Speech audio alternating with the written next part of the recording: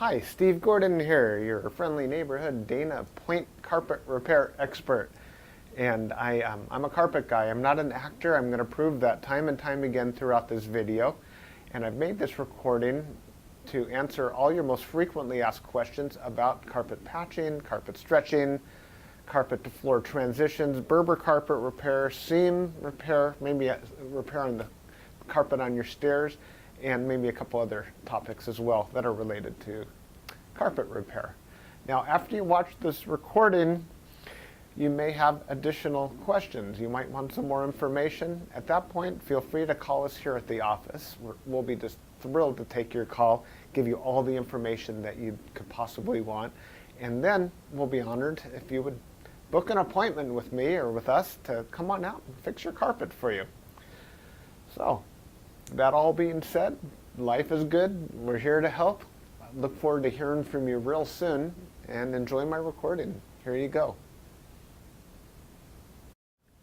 Hi, Steve Gordon here, your friendly neighborhood carpet repair guy. And I promise you one thing, and that is I'm absolutely not an actor. So if you're looking for an actor to talk about carpet repair, you've come to the wrong place. But if you want to know about carpet repair, whether it be carpet stretching, patching, Berber carpet repair, commercial carpet repair, transitions between your carpet and a floor, maybe your stairs need repaired, a seam could need repaired, or a few other things, well, in that case, you have come to the right place, because I'm going to talk to you about that, and I'm going to try to answer as many of your most frequently asked questions as possible. And before I get to that, I am going to talk to you a little bit about our guarantee, how to get an estimate, the bid, and a couple other details.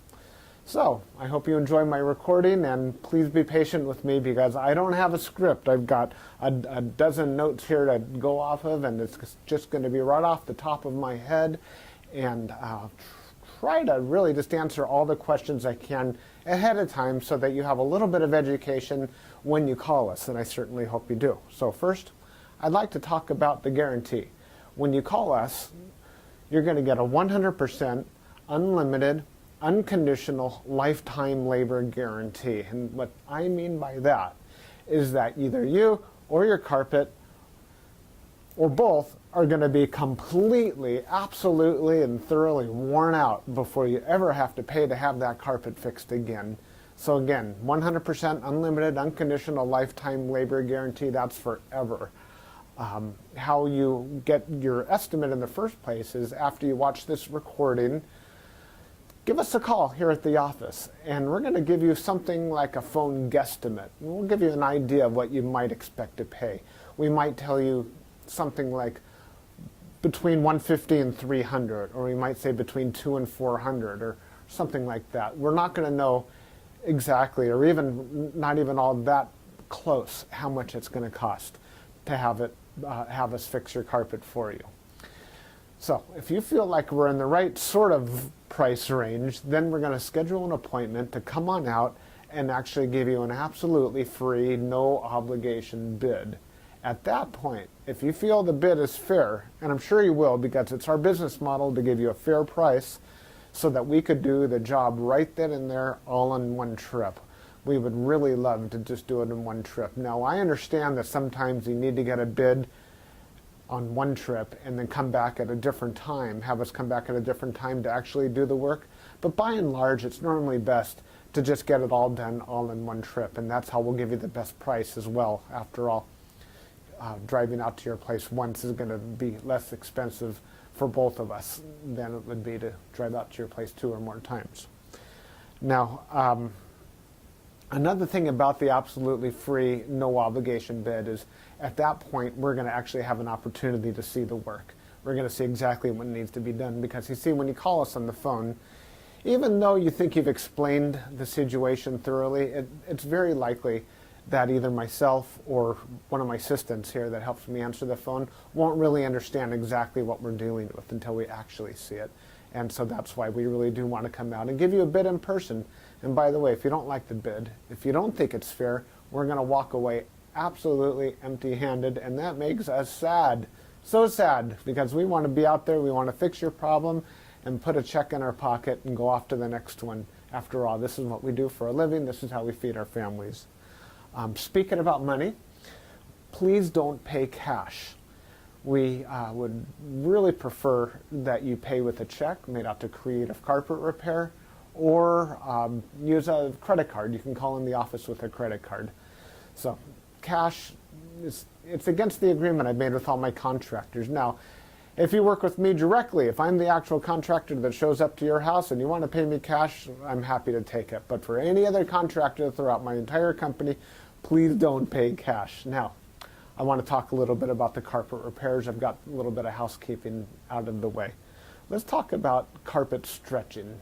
Most people wonder why their carpet is all rippled up. So if you look out at your carpet and you see more waves than the ocean, or it's more rippled up than you can believe, and there's peaks and valleys in your carpet and you're getting seasick just looking at it, or if it's a trip hazard, there's a real good chance that your carpet was never stretched in tight enough to begin with. You see, whoever stretched your carpet the first time around more than likely didn't use a power stretcher. Now, what a power stretcher is a pole that it butts up against one wall on one side of the room, and this pole runs all the way across the room to a head that's on the other side. And when we push down on this handle, the carpet gets stretched, and it gets stretched so tight that we have no doubt at all that we're going to be able to live up to that unlimited, unconditional lifetime waiver guarantee. That carpet will never ripple up again. You have my absolute word of honor on that. And if I'm wrong, we'll do it again for no charge at all. When we stretch carpet in a room, it's always best to have the room completely empty.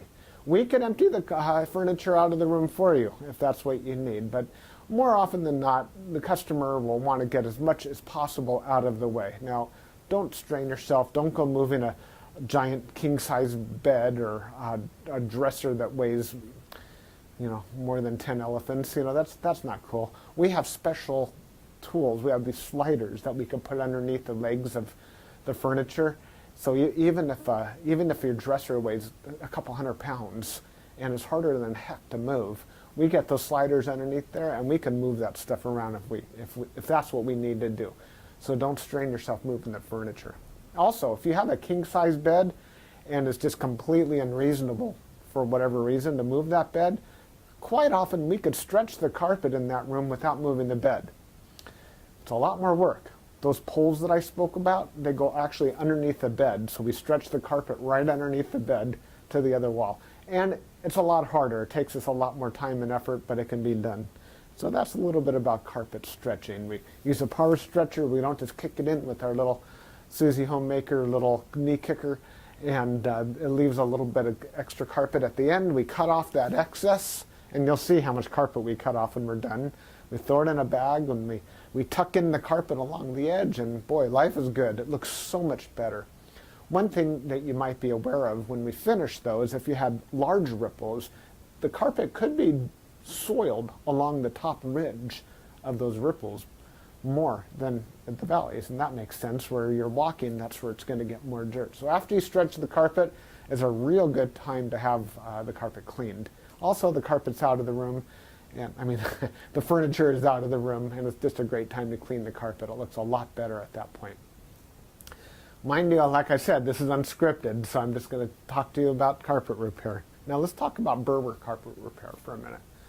Berber carpet repair has rows. Well, Berber carpet has rows. And actually the word Berber carpet, or the name Berber, it isn't exactly accurate. Berber carpet actually comes from a place out in the Middle East, country or countryside, where the area is called Berber.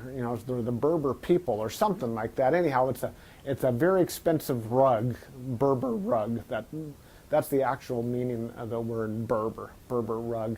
The Berber carpets that we find today are very similar. There's loops and there's rows, and if you pull on one of those loops, or rows becomes unglued somehow, it could make a run, what we call a Berber run. So when you pull on that thread, it's like it's unzipping right in front of you. It's like, oh my gosh, what has happened?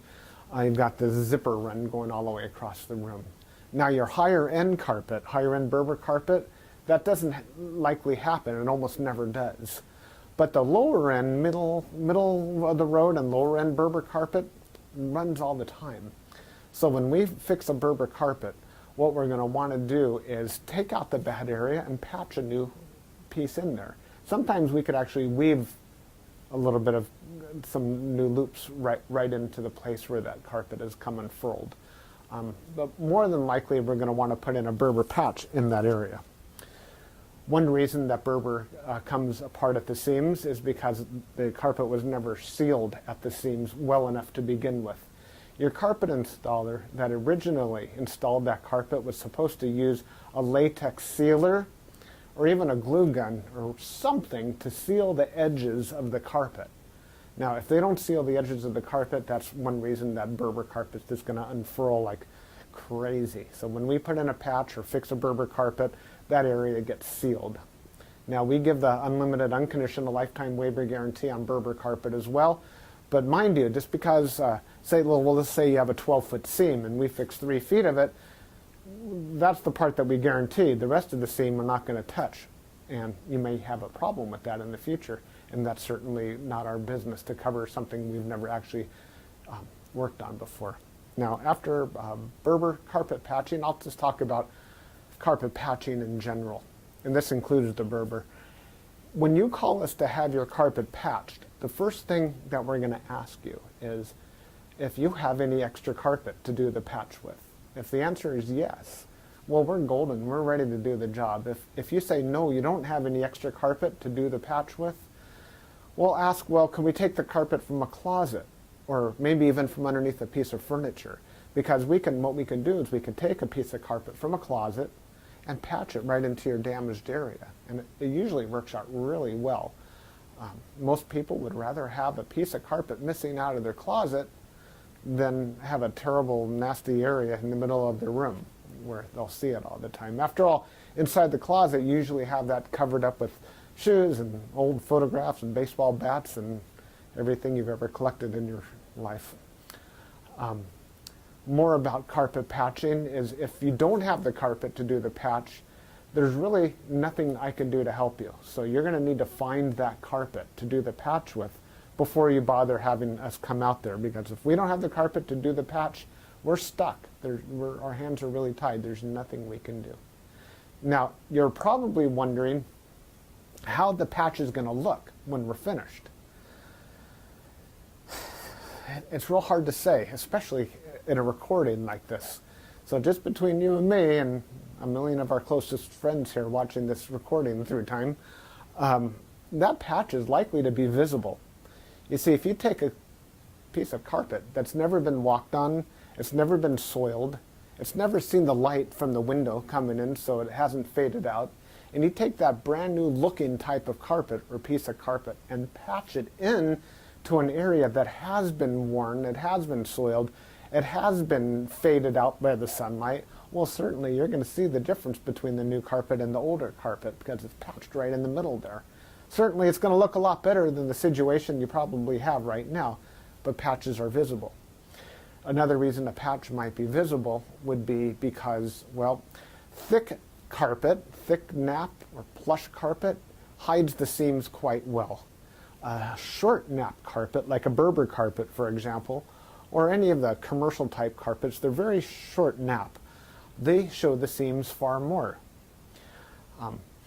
Another thing is that the rows have something to do with it. When we cut a carpet in the same direction as the row of the carpet, well, those seams are by and large less visible than the seams that we cut that cross the rows. When we cross the row, well, it's unavoidable to do that if that's what we have to do to make a patch.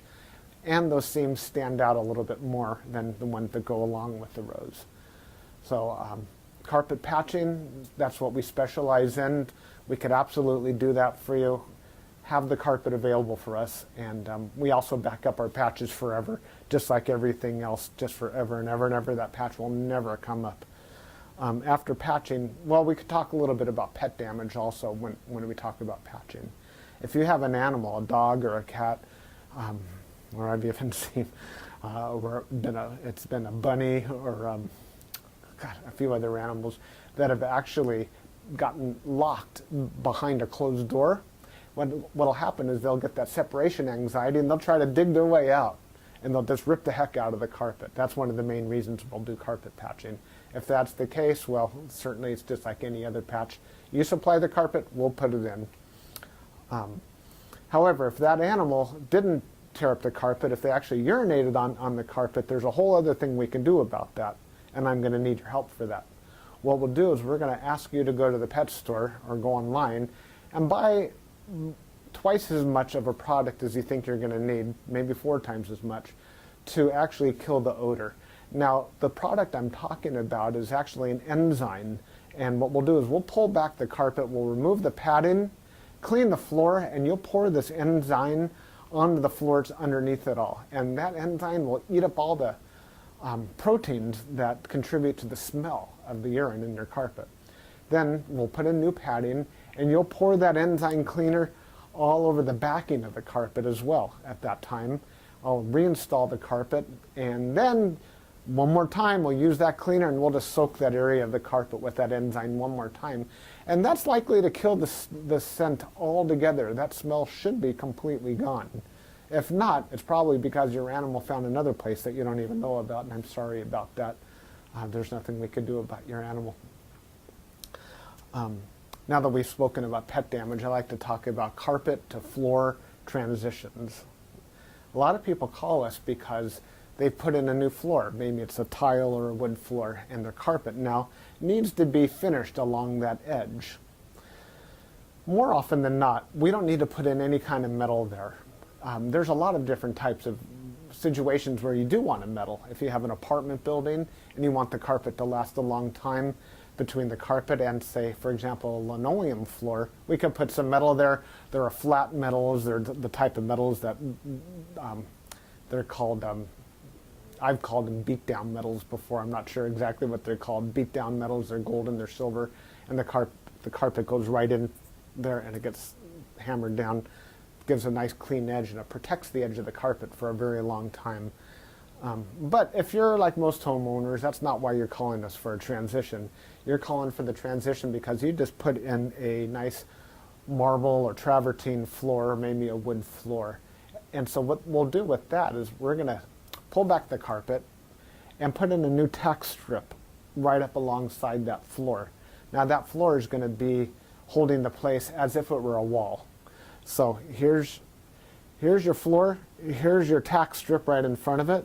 We're going to pull the carpet over that tack strip and tuck it in right there. So all you're going to see is a nice smooth transition between the carpet and the floor. Now, many times when you put in a new floor, it's important to put in some work into the subfloor underneath, and that might include using hardy backer or some other type of material that raises the floor up even higher than it would have been. So let's just say, for example, you've got a 1/2 inch new tile and another 1/4 inch of underneath there of a hardy backer, or it could even be more. It could be 3/4 of an inch altogether, or even more, that is higher than the carpet. That's extreme. It's usually not that high, but let's just say it is. If we just bring the carpet up and end it right there, well, you're going to stub your toe against that thing. You're going to be cursing to holy high heaven every time you do that. It's just not fun at all. Trust me, it's not. You'll understand if you ever do that. What we're going to want to do in that case is one of 2 different solutions. We're going to do 1 of 2 solutions. One is we can pull back the carpet quite far and use a product like a Fix-All, which is a very fine cement type product. And we're going to feather in a nice ramped area, so we raise the level of the floor slowly up to meet it. What's great about that is the floor and the carpet will be at the same level, then you won't stub your toe. What's not so great about that is when you're walking up that little ramped area, well, you feel like you're walking uphill. There's really no way around that I know of outside of pulling out all your carpet and floating a whole new layer of concrete, self-leveling concrete on the entire concrete floor underneath. That's a lot of work. It's possible that would be the perfect way to do it if I were working on a $10 million home in Beverly Hills. That's probably what I would be doing. I would be raising the entire floor to be level with so the carpet could be level with the floor. But here in the real world, what we'll normally do is rise it up with some Fixall, or we could do it even easier. We could use shingles, cedar shingles. Cedar shingles are about that long, and that makes a nice little ramp up, and it normally works just beautifully. It's quick, it's easy, we can get it all done in one trip. So we're going to raise the level of the carpet right up to the level of the floor, and you're just going to be happy as can be about that. Some transitions are round, curved. Other transitions could be squared. There's 100 types of transitions out there. And if you look on the internet under carpet to floor transitions, you're going to see a lot of examples. Perhaps even on my website, you can see some other examples. And so when you call us, you can explain what you're dealing with, and that would help us with the program here. Stairs. So, do you have a problem with the carpet on your stairs? I did a job like this just today, where the cat had actually torn away the corners of almost every stair all the way up the stairway. The lady was not happy about this. My solution to this was that, well, first of all, I asked her, do you have any extra carpet? And the answer was yes. You can take the carpet out of a closet. And I told her, well, you're going to have carpet missing out of a closet. And she said, well, that's fine. You can put this carpet in the closet. So she had something that didn't match at all. And she didn't mind because, well, she just didn't care that the carpet in the closet didn't match halfway through. So I took the carpet out of the closet, and the first thing I did is I completely replaced the first two stairs, because after all, the first stair or two wears out faster than everything else anyhow, and those first two stairs were pretty trashed. Instead of just fixing the little corners, just replace the entire stair if you can. It'll make a world of difference to have something new there. With all the rest of the stairs, I just did these little bitty patches all the way up one side and all the way down the other, and it was just beautiful. I think it gave her probably another 10 years of life to her carpet to fix those stairs. Another thing you could do with stairs, what some of my customers have done, and I love this idea, is replace the entire stairway by, well, let me back up a little bit. Let's just say you have a 3 or 4 bedroom house, and it's the same carpet throughout the entire house, and your stairway is pretty much in the middle of it all. And if you replace the carpet on your stairs, well, it's going to be a slightly different color than the rest of your carpet, and that's going to look low class, and we don't like that, do we? No, we don't. What I would suggest in that case is that we take the smallest room in the house, maybe a small bedroom or nursery, and pull the carpet out completely from the smallest room in the house and buy new carpet for that room. Then we have maybe a 12 by 12 piece of carpet, and we can replace the entire stairway with that carpet. That way it matches the entire rest of the house except for that one room. That'll easily save you $4,000, $5,000, $6,000, $7,000 right there. And it's a lot less work too. So I like that idea. You get a whole new stairway. A lot of people, you walk in the front door and there's the stairway right there. If the stairs look bad, it's hard to recover from that first impression. So take my word for it. That's a really great way of going. Now stairs. Commercial carpet repair. If you have commercial carpet and that needs to be repaired, it either has ripples and waves or it needs a patch. If it's rippled, it might need to be stretched. We've already talked about carpet stretching. On the other hand, it might have a different issue. It could be your commercial carpet was glued down to concrete to begin with. If that's the case, what we do is we actually take a knife and we just cut right down the middle of those ripples, cut right down those bubbles, and we will re-glue the carpet right underneath there and smush it all down, and believe it or not, those bubbles are going to be completely gone. They might be completely invisible when we're finished. You won't even see where we cut it, because where we cut it is exactly where we put it back together. The carpet will be nice and tacky before we push it back down. It's a great solution. But if the carpet needs to be stretched, well, we have to get the power stretcher out, and we'll fix it up that way. Now, if your carpet in your commercial building, say you have an office, is because, let's just say that you removed a wall between two rooms. If that's the case, you may have a strip of carpet that's missing. It's always a great idea to just get a completely different color. So if you have blue commercial carpet, go get a piece of red or black. Just something completely different, because a patch going all the way down through the middle of the room that's just a little bit off, it looks low class again. But if we put a strip of red down the room, or burgundy or black, people walk in and they go, oh yeah, these people have got some class. They got a decorative idea. So that's just my opinion. Use a completely different color if it's something goes all the way across the room. Now if it's just a patch, a small patch for whatever reason, and you have a little extra carpet, we can always patch it in with whatever you have. Seam repair.